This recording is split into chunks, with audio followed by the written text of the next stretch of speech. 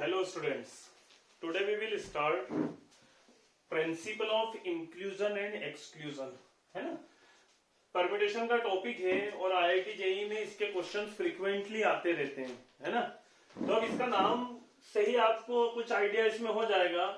Principal of inclusion and exclusion, कुछ चीजों को हम लेंगे, कुछ चीजों को हम छोड़ेंगे, है ना। लेने का मतलब है एडिशन और छोड़ने का मतलब है सब्ट्रैक्शन। कुछ चीजें हम केसेस में ले लेंगे, मान लीजिए कुछ ज्यादा आ गया तो उसको माइनस कर देंगे, है ना।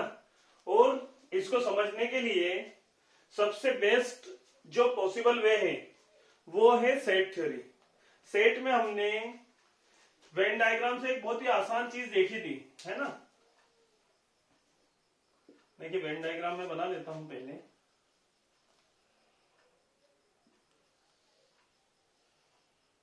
मान लीजिए इसको एक सिंपल एग्जांपल से मैं आपको समझाता हूं। मान लीजिए आप क्लास में मैंने पूछा, है ना, कुछ स्टूडेंट्स हैं क्लास में, मान लीजिए क्लास 12 चल रही है मान लीजिए, और क्लास में स्टूडेंट्स हैं। मैंने पूछा कि कितने बच्चे हैं जो क्लास में चाय पीते हैं, है ना। तो ये मान लीजिए सेट ए टी है और बी कॉफी वालों को मैं, कितने बच्चे हैं जो चाय पीते हैं और कितने बच्चे हैं जो कॉफी पीते हैं। जब मैंने आपसे पूछा क्लास में कि वो बच्चे हाथ खड़े करें जो चाय पीते हैं, तो कुछ स्टूडेंट्स ने मान लीजिए हाथ खड़े किए। फिर मैंने आपसे पूछा कि वो बच्चे बताइए अब जो कॉफी को पसंद करते हैं, तो हो सकता है कि कुछ बच्चों ने यहां पर कॉफी के लिए हाथ उठाया। अब मान लीजिए कुछ स्टूडेंट्स से S1, S2 and S3, 3 students ऐसे थे जिनको चाय भी पसंद थी और कॉफी भी पसंद थी।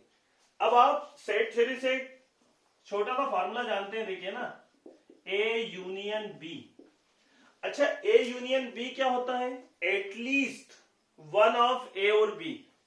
मतलब अगर सिंपलेस्ट वे में इसको समझने की कोशिश करें तो इसका मतलब है कितने स्टूडेंट्स हैं जो चाय या कॉफी को पसंद करते हैं। एटलीस्ट वन ऑफ टी और कॉफी।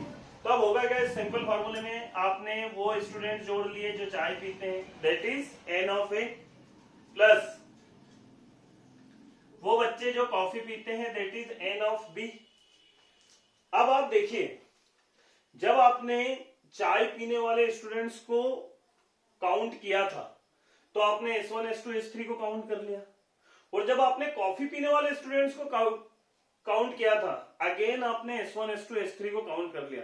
तो बेसिकली होता क्या है, यही principal of inclusion and exclusion है। अभी आपने जोड़ा है तो जोड़ने में आपके पास कुछ एक्स्ट्रा जुड़ गया, ऐसी चीजें जो 2 बार आ गई हैं।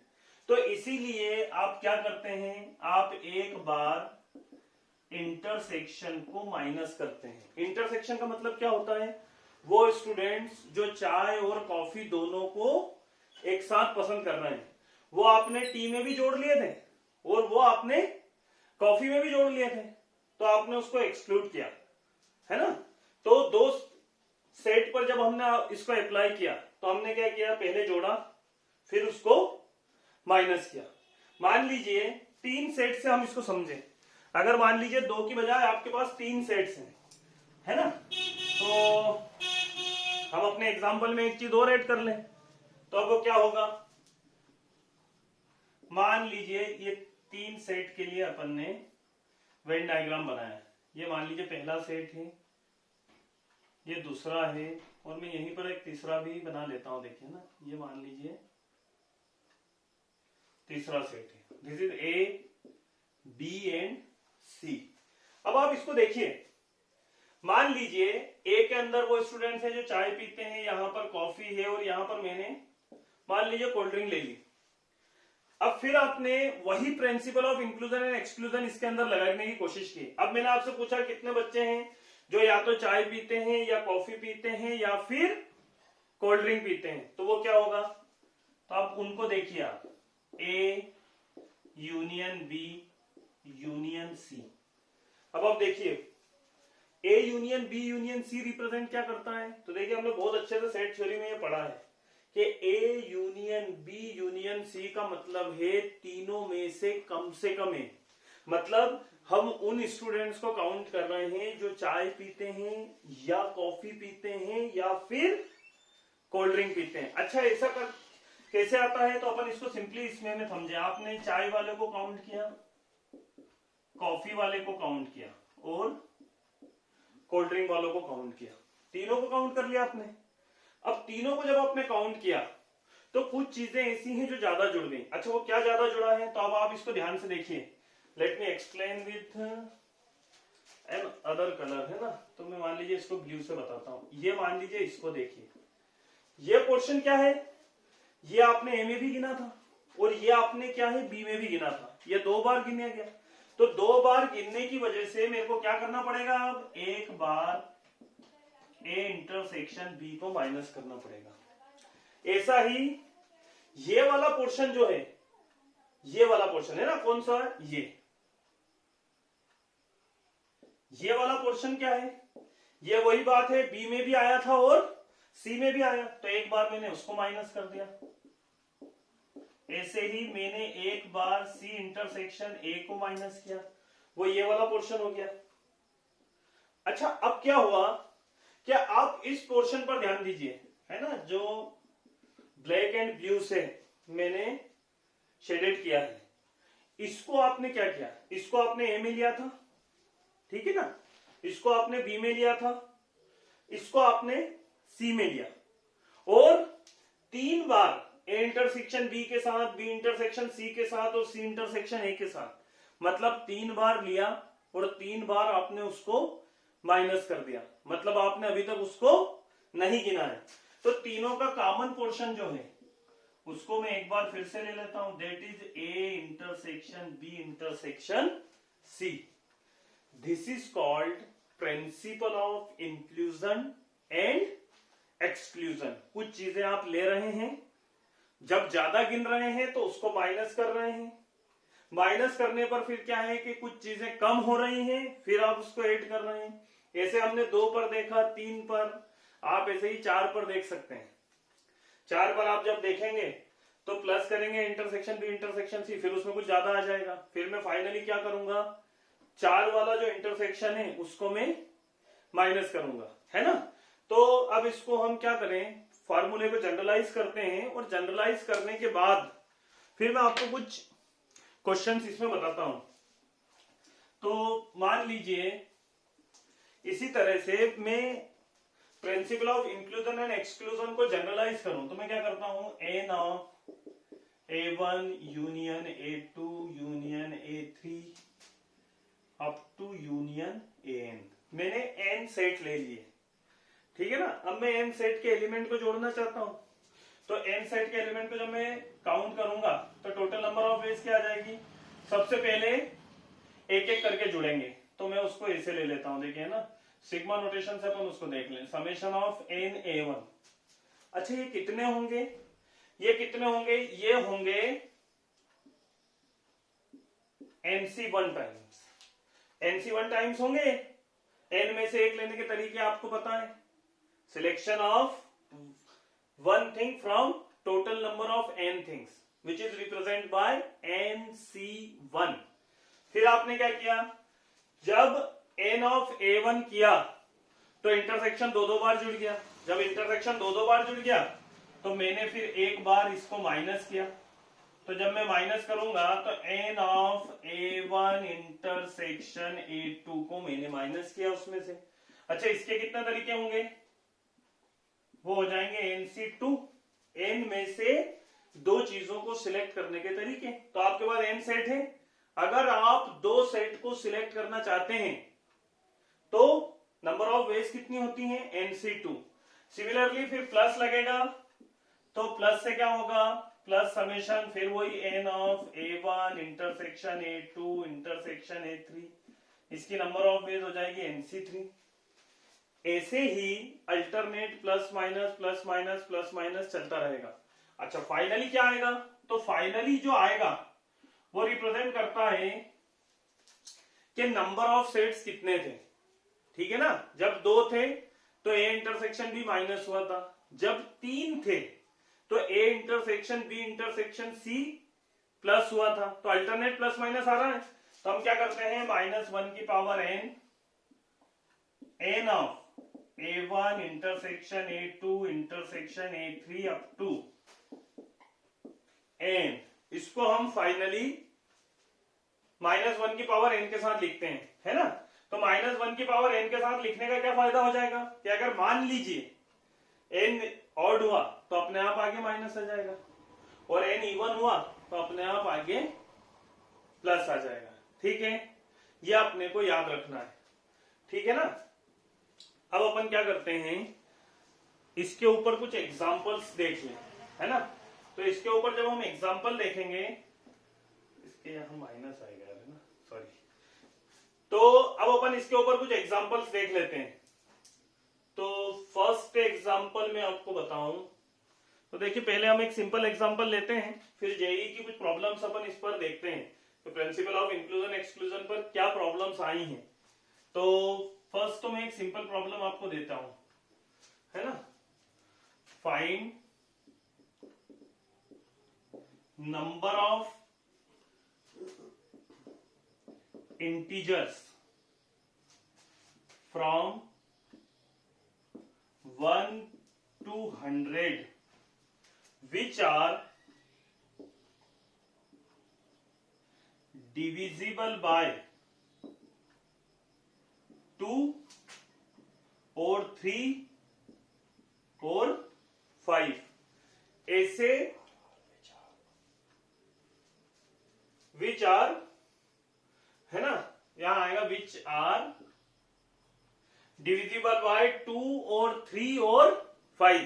ठीक है, 1 से 100 तक वो इंटीजर जो या तो 2 से डिविजिबल है, या फिर 3 से डिविजिबल है, या फिर 5 से डिविजिबल है। तो अब अपन इसको बिल्कुल उसी तरीके से करते हैं। Principal of inclusion and exclusion क्या कहता है, तो सबसे पहले मैं डिफाइन कर लेता हूं। तो मैंने सबसे पहले ए डिफाइन किया। ए डिफाइन करने पर मैंने ए को डिफाइन किया, number of integers which are divisible by 2, वो इंटीजर्स जो 2 से डिविजिबल है। ऐसे ही मैंने बेटा बी सेट को डिफाइन कर लिया। बी सेट क्या होगा, वो इंटीजर जो किससे डिविजिबल हो, 3 से। और ऐसे ही मैंने सी को डिफाइन कर लिया, वो इंटीजर जो 5 से डिविजिबल हो। ठीक है, सेट ए हो जाएगा वो इंटीजर जो 2 से डिविजिबल है, सेट बी वो इंटीजर्स जो 3 से डिविजिबल है, और सेट सी क्या हो जाएगा, वो इंटीजर्स जो 5 से डिविजिबल है। अब आप अच्छे से जानते हैं, पहले 100 में 50 नंबर्स इवन होते हैं विच आर डिविजिबल बाय 2। तो सेट ए में कितने एलिमेंट हो जाएंगे, 50 नंबर्स ऐसे होंगे जो ए से डिविजिबल होंगे। फिर सेट बी में कितने एलिमेंट हो जाएंगे, 33। क्यों, लास्ट होता है 99, 99 बाय 3 अगर करेंगे तो टोटल कितने टर्म्स आएंगे एपी की, 33।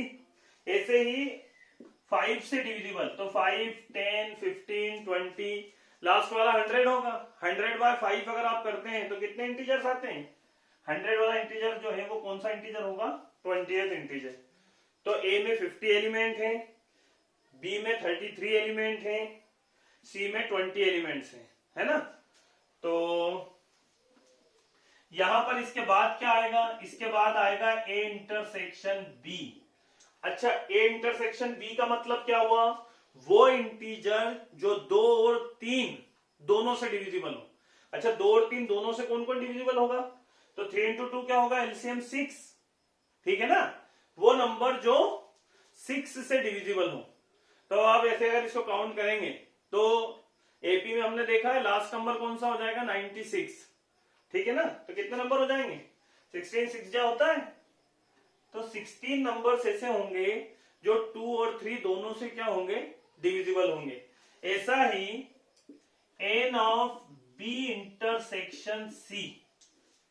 अब बी इंटरसेक्शन सी कितना हो जाएगा, बी इंटरसेक्शन सी हो रहा है ये 15 से कितने एलिमेंट होंगे, तो 90 होता है लास्ट वाला। ठीक है ना, 6 हो जाएंगे। ऐसे ही सी इंटरसेक्शन ए, तो number of element in C intersection A, तो सी इंटरसेक्शन क्या हो जाएगा 10। 100 लास्ट नंबर इस एपी का, 100/10 कितना हो जाएगा 10।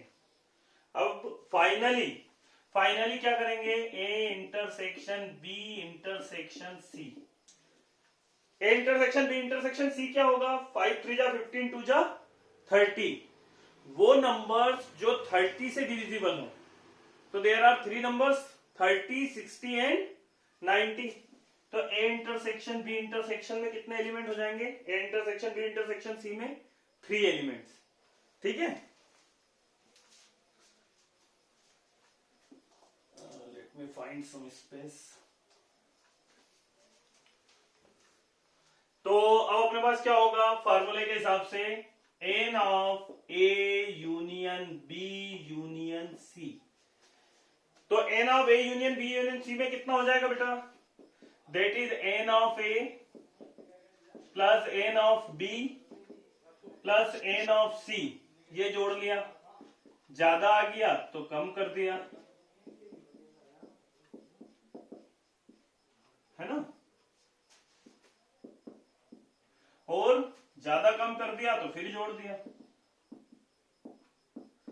है ना। यही प्रिंसिपल ऑफ इंक्लूजन एक्सक्लूजन है, अगर आप ध्यान से इसको समझें, है ना। तो n of A plus n of B plus n of C, जब आपने ए के एलिमेंट जोड़े थे तो वो एलिमेंट जो ए और बी कॉमन है वो आ गए थे। सिमिलरली जब आपने बी को काउंट किया तो बी और ए में जो कॉमन थे अगेन वो किस में आ गए, बी में। तो बेसिकली हुआ क्या, आपने एक ही चीज को 2 बार जोड़ लिया, दैट्स व्हाई हमने उसको सब्ट्रैक्ट किया है एक बार।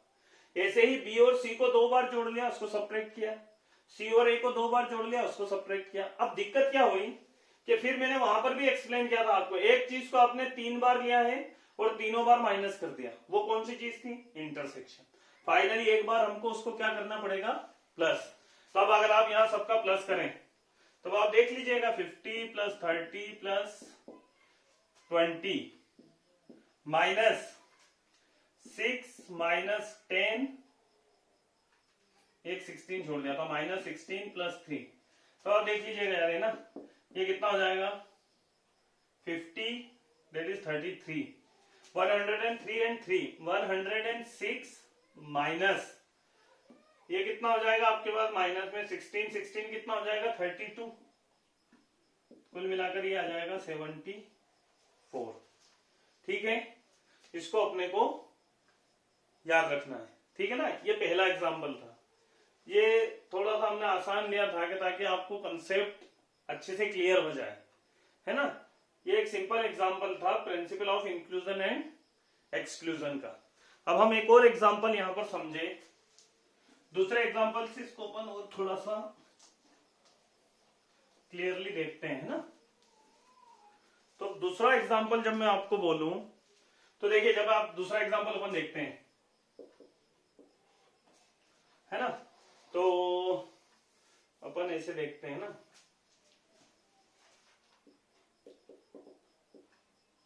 Find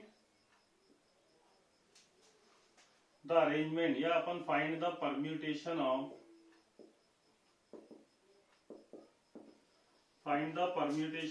letter, find the permutation, या डायरेक्ट करते हैं, देखिए find the permutation of A B C D E F और जी भी ले लेते हैं। चलिए, find the permutation of A B C D E F G such that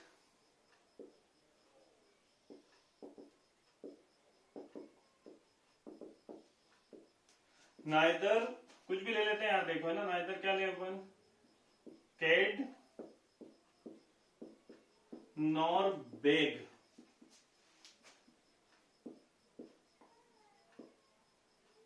appear together, है ना।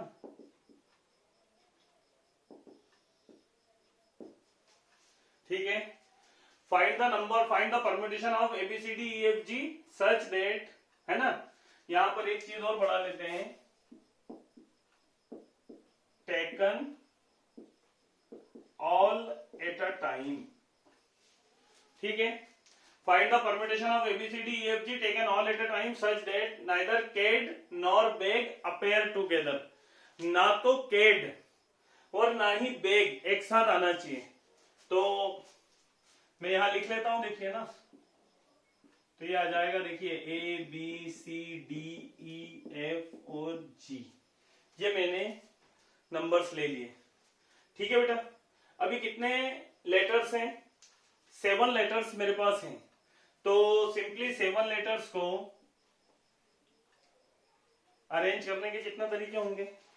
तो ये तो आपको पता ही है, सिंपलेस्ट परम्यूटेशन का क्वेश्चन है। अगर ऐसे सीधे से देखे जाए, 7 लेटर्स हैं, एक साथ अगर सभी को जमाएंगे तो कितना होगा? 7 फैक्टोरियल। क्लियर है? अब इस 7 फैक्टोरियल में सारे कॉम्बिनेशन एक साथ आ गए हैं। वो भी आ गए हैं जिसमें कैड साथ आया है, वो भी आ गए हैं जिसमें बेग साथ आया है, और वो भी आ गए हैं जिसमें कैड और बेग दोनों एक साथ आए हैं। तो टोटल में से हमको क्या करना पड़ेगा? हमको उसको एक्सक्लूड करना पड़ेगा। कैसे एक्सक्लूड करेंगे? अब आप थोड़ा सा ध्यान से देखिएगा यार। कैड को मैंने एक साथ एक ही लेटर मान लिया। कैड को अगर मैंने एक साथ लेटर मान लिया तो मेरे पास बचेंगे कितने? बी, ई, एफ एंड जी। ये 5 लेटर मेरे पास बचे हैं। अब इन 5 को आपस में अरेंज करने के कितने तरीके हो जाएंगे बेटा? इन 5 को आपस में अरेंज करने के तरीके हो जाएंगे 5 फैक्टोरियल। ठीक है? इसी तरह अगर मैंने बेग को साथ में ले लिया तो बेग को साथ में लेने के बाद क्या बचेगा? CADF। अगेन उसको करने के भी कितने तरीके हो जाएंगे? 5 फैक्टोरियल। ठीक है? कैड को जमाने के 5 फैक्टोरियल, बेग को जमाने के 5 factorial. Now principal of inclusion and exclusion apply. जब आपने कैड को जमाया था, जब कैड को माइनस किया तो उसके अंदर वो भी एलिमेंट आए होंगे कुछ जिसमें बेग जमा होगा, वो यहां माइनस हो गया। जब आपने बेग को जब माइनस किया तो उसमें कैड वाले भी माइनस हो गए। मतलब वो जहां पर बेग और कैड एक साथ आए हैं वो यहां पर माइनस हुआ है और यहां पर भी काउंट कर लिया है। तो मैं क्या करूं? एक ऐसा अरेंजमेंट देखता हूं जिसमें बेग और कैड ये दोनों साथ में आए, तो एक सिंगल एफ मेरे पास बचा है। ये आपस में कितने तरीके से अरेंज हो सकते हैं? 3 फैक्टोरियल से। तो मेरा टोटल नंबर ऑफ वेज कितना आएगा? Total number of veg, total number of veg मेरे पास आ जाएगा, क्या आएगा? That is 7 factorial minus 2 time 5 factorial plus 3 factorial. 7 factorial जब सभी को एक साथ ले लिया विदाउट एनी रिस्ट्रिक्शन, माइनस जब कैड साथ में आया था, माइनस जब बेग साथ में आया था। फिर वही बात है कि कैड वाले में बीईजी जो साथ में आए थे वो भी गिन लिए थे, बेग वाले में कैड वाले गिन लिए थे। तो एक बार जो ओवर काउंटिंग हमने कर ली थी उस ओवर काउंटिंग को हटाने के लिए अपन क्या करते हैं? एक बार फैक्टोरियल 3 को बाद में हमको क्या करना पड़ेगा? प्लस करना पड़ेगा। ठीक है? ये दूसरा एग्जांपल था principle of inclusion and exclusion. इससे मिलता जुलता एक क्वेश्चन जेई पूछ भी चुकी है, देखिए, है ना। अब मैं एक एग्जांपल और लेता हूं, देखिए लास्ट एग्जांपल लेते हैं अपन।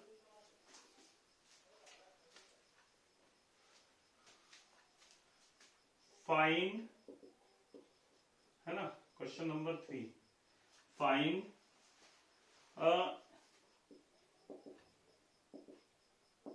n डिजिट नेचुरल नंबर, है ना, that contains क्या लिखे अपन? 2 and 7 but not 0, 1, 3 and 8.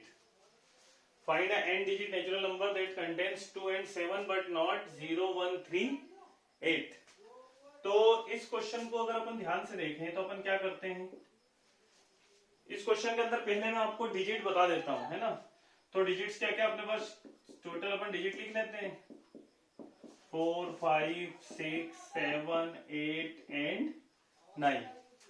ये 9 डिजिट मैंने आपको लिख ली। अच्छा, अब इसमें गड़बड़ कौन कर रहा है? तो गड़बड़ करने वाली तो अपने को जो ना नहीं चाहिए, मैं उसको मार्क कर देता हूं, 0 1 सर्कल बना देते हैं ताकि कुछ अपने को चीजें क्लियर हो जाए। ये 4 डिजिट जो हैं, ये क्या हो रहा है, इनको हमको नहीं चाहिए। अच्छा, इनको हटा दिया तो मेरे पास क्या बचेगा? मेरे पास बचेगा 2 4 एंड 5 6 2 4 5 6 7 एंड 9। कितनी डिजिट बची है मेरे पास? 6। ठीक है, अब इसके अंदर मैं क्या करूं, मान लीजिए मैंने एक एन डिजिट का नंबर बनाने की कोशिश करी, है ना। Let me draw diagram. ये मान लीजिए मैंने एन बॉक्सेस बना दिए। अब क्लियरली आप देख रहे हैं, देखिए ना, एन अगर 6 से ज्यादा हुआ तो रिपीटेशन जरूरी होगा। मतलब यहां लिखने की जरूरत नहीं है कि रिपीटेशन इज अलाउड, है ना। ये तो आपको खुद ही समझना है कि इसमें रिपीटेशन की जरूरत पड़ेगी, क्योंकि अगर एन की वैल्यू 6 से ज्यादा हो गई तब फिर क्या करेंगे? अगर एन 6 से ज्यादा हो गया, 6 से ज्यादा डिजिट का चाहिए, तो अपने को रिपीटेशन तो करना ही पड़ेगा। तो देखिए क्या होगा, फंडामेंटल प्रिंसिपल ऑफ काउंटिंग कहता है कि पहले प्लेस के लिए 6। पहले मैं विदाउट रिस्ट्रिक्शन नंबर बना रहा हूं, तो विदाउट रिस्ट्रिक्शन नंबर बनाने के लिए मैं क्या करूंगा, ये 6 डिजिट है मेरे पास, तो पहले प्लेस के लिए 6, दूसरे के लिए 6, थर्ड के लिए 6, ऐसे ही nth प्लेस के लिए मैंने क्या ले लिया, 6। तो फंडामेंटल प्रिंसिपल ऑफ काउंटिंग से क्या होगा, टोटल नंबर ऑफ वेज तो कितना हो जाएगा, 6 टू द पावर n। ठीक है, अब आप ध्यान से देखिए, 6 6 6 n टाइम हो गया 6 टू द पावर n। अब इसके अंदर क्या है, फिर वही principal of inclusion and exclusion apply होगा। 6 की पावर n में तो वो नंबर भी आ गए हैं जिसमें 2 और 7 होंगे, और वो नंबर भी आ गए हैं जिसमें 2 और 7 नहीं होंगे। हमको क्या चाहिए कि हमेशा 2 और 7 होना चाहिए। तो क्या होगा, अब सुनिए, ऐसे नंबर भी होंगे जिसमें 2 नहीं है और केवल 7 है, ऐसे नंबर भी होंगे जिसमें 7 नहीं है और 2 है, और ऐसे भी नंबर होंगे जिसमें 2 और 7 दोनों नहीं है। तो मैं क्या करता हूं, पहले इसमें से वो नंबर कम करता हूं जिसमें 2 नहीं है। तो मान लीजिए मैंने 2 को हटा दिया, 2 को हटा दिया तो मेरे पास क्या क्या बचेगा, 4 5 6 7 9। अब 5 डिजिट से n प्लेसेस को भरना है, तो क्या होगा, सभी के लिए मेरे पास क्या आ जाएगा, सभी के लिए सभी प्लेसेस पर 5 5 5 आ जाएगा। तो 5 5 5 n टाइम आएगा तो कितना आ जाएगा, 5 की पावर 9 माइनस, जब मैंने 7 को हटाया, अगेन मेरे पास 5 डिजिट है, उन 5 डिजिट को n प्लेसेस में भरेंगे तो फिर से कितना आ जाएगा, 5 की पावर n। ऐसा करने से जब मैंने 2 को हटाया था, जब 2 को हटाया था तो हर जगह 5 5 आया था। तो मान लीजिए कुछ ऐसा नंबर बना होगा जिसमें 7 नहीं आया हो, यहाँ 4 4 4 4 4 n -1 टाइम आ गए और एक बार 9 आ गया। ठीक है, तो जब मैंने 2 को हटाया और इन नंबर्स को मिलाकर नंबर बनाया, तो उसमें वो केसेस भी माइनस हो गए थे जब 7 नहीं है, और जब 7 को हटाकर नंबर बनाया तो भी वो नंबर बन गए जिसमें 7 नहीं है। तो कहने का मतलब क्या है कि 7 नहीं होने वाले जो नंबर्स हैं वो 2 बार काउंट हो गए, ऐसे ही 2 नहीं होने वाले नंबर भी क्या है, 7 के साथ 2 बार काउंट हो गए। तो मेरे को क्या है, 2 बार काउंट हो गए, इसलिए प्लस करना पड़ेगा कौन सा केस, जिसमें 2 और 7 दोनों क्या है, नहीं है। तो अब 2 और 7 दोनों को मैं हटा दूं तो मेरे पास तो फिर 4 ही नंबर बन जाएंगे, और 4 नंबर से n डिजिट का अगर आपको नंबर बनाना है तो क्या करना पड़ेगा, 4 की power n। Let me explain again, 6 की power n total number of veg, minus 2 हटाकर जो 5 डिजिट से नंबर बनाऊंगा 5 टू द पावर n, 7 हटाकर जो नंबर बनाऊंगा 5 की पावर n। अब होगा क्या, जब 2 हटाया था तो कुछ नंबर ऐसे होंगे जिसमें 7 हट गया, और जब 7 हटाया था तो कुछ नंबर ऐसे थे जिसमें से 2 हट गया। तो एक चीज 2 बार माइनस हो गई, एक बार 2 वाले केस में और एक बार 7 वाले केस में। वो कौन सी चीज होगी, जब 2 और 7 दोनों नहीं है, वो दो दो बार माइनस हुआ, दैट्स वाई मैंने एक बार 2 और 7 दोनों को हटाकर नंबर बनाया और उसको प्लस कर दिया। तो finally total number of ways वो कितना हो जाएगा, 6 to the power n minus 2 time 5 to the power n plus 4 to the power n। तो ये था principle of inclusion and exclusion.